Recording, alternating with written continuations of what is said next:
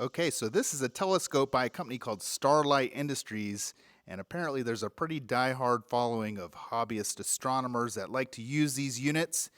And apparently the guy who created these telescopes is no longer living, so replacement parts just don't exist for these things. I was actually approached by the man that owns this, asking me if I'd be willing to make some replacement parts, and I figured, why not? Let's give it a go. So this is some quarter sawn white oak that I milled last year on my sawmill. And as you can see, there's some pithy segments on these boards, but we're going to straight edge these off and extract the nice, clean quarter sawn material. And since this is really stable stuff, it's kind of the perfect material to use on something like this.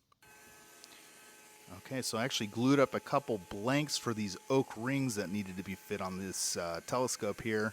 And it was pretty important to the guy that I kept these rings in a really tight size, spec, and tolerance. So a CNC is just going to be about the perfect tool for the job here. So it's got an up spiral bit cutting these rings out. Pretty standard stuff here. And then I ran it through the drum sander to get it down to the exact thickness and take off all these rough edges from cutting these pieces out. Okay, so here's all these quarter sawn parts all refit and installed on this thing. Got a few coats of satin lacquer sprayed on everything, so it's all silky smooth and looking brand spanking new. So he actually had me glue up a couple panels too. And check out the ray fleck on these things. Beautiful stuff, crazy beautiful, iridescent almost. So when you make custom things, every once in a while you get a really random project land on your docket.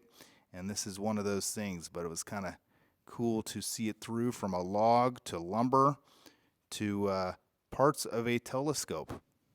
So not anything I thought I'd say I've done, but here we are.